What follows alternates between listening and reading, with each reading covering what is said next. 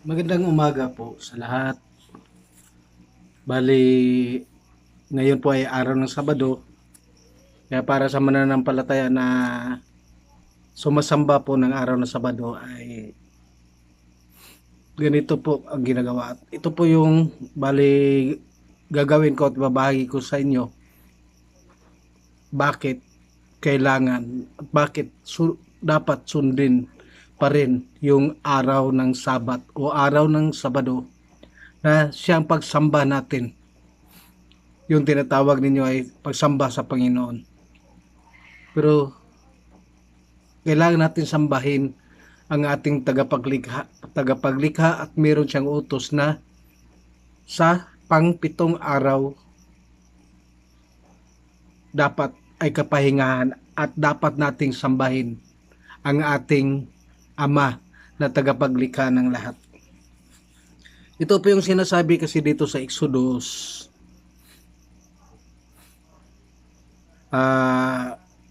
talatang Kapitulo 20 at talatang 8 hanggang talatang 11. Ito po yung pagkakasabi. Alalahanin ninyo ang araw na kapahingahan. Bali, Cebuano po kasi itong Bible na hawak ko. At hindi ko po dire-diretso na matranslate sa Tagalog yung pagkakabisaya dito. Sandali ko. Ito na lang. Ito na lang English Bible yung gagamitin ko to. Sa Exodus o Exodo 20 verse 8 hanggang 11 po. Remember the Sabbath day to keep it holy. Ibig sabihin na alalahanin ang araw na pahinga at gawin itong banal. Tapos sa talatang 9 sinasabi, 6 days you should labor and do all your work. But the 7th day is the Sabbath of, diretso ko na sabihin, the Sabbath of Yahweh, your Almighty. In it you shall do no work, you nor your son, nor your daughter, nor your male servant, nor your female servant, nor your cattle, nor your stranger, who is within your gates. For in 6 days Yahweh made the heavens and the earth, the sea, and all that is in them, and rested the 7th day. Therefore Yahweh blessed the Sabbath day and hallowed it. Bless si Yahweh. Diretso ko po sabihin na yung translation na ito kasi Lord o God. Pero sa pagkakasabi ko po, sasabihin ko po sa inyo na ang karapat dapat na tawag po sa tinatawag ninyo na Panginoon o tinatawag niyo na Diyos, ang karapat dapat po na itawag sa Kanya ay Yahweh. Bakit kailangan na Yahweh? Yahweh po kasi ang Kanyang pangalan dahil sa original na banal na kasulatan o sa original na Biblia o yung tinatawag na scroll. Ang lengguwahe po doon ay Hebrew.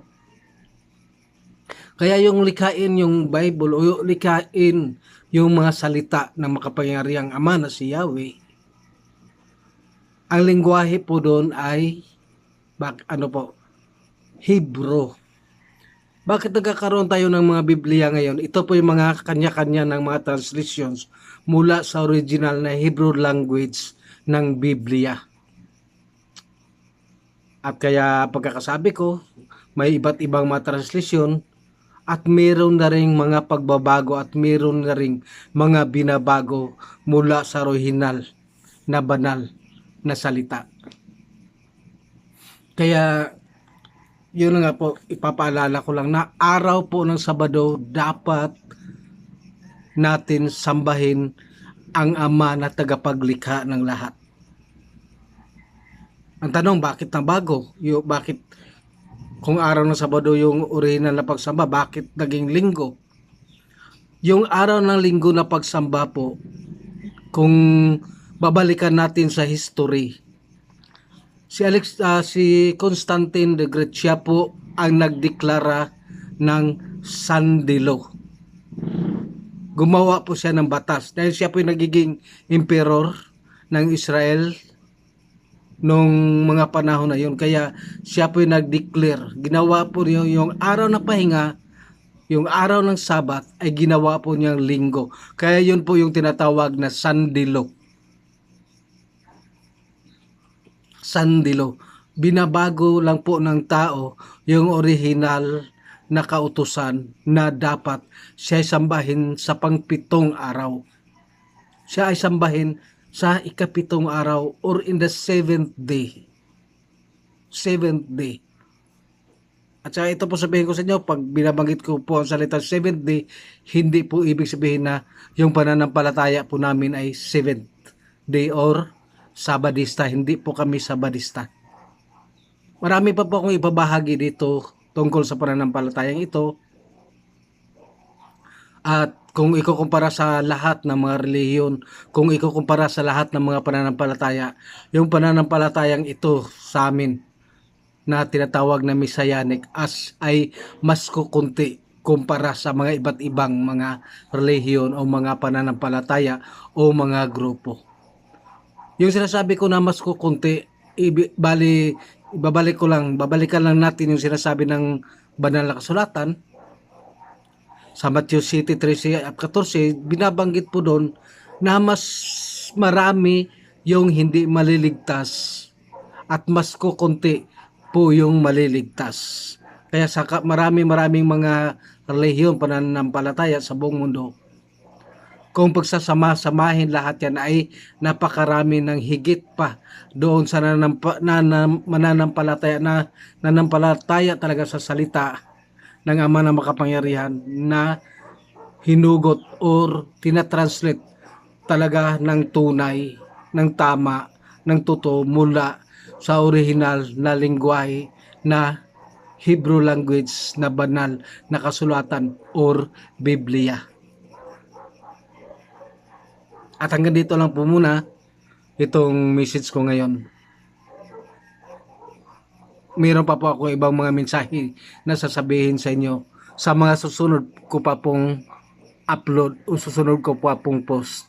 Marami pong salamat sa inyo.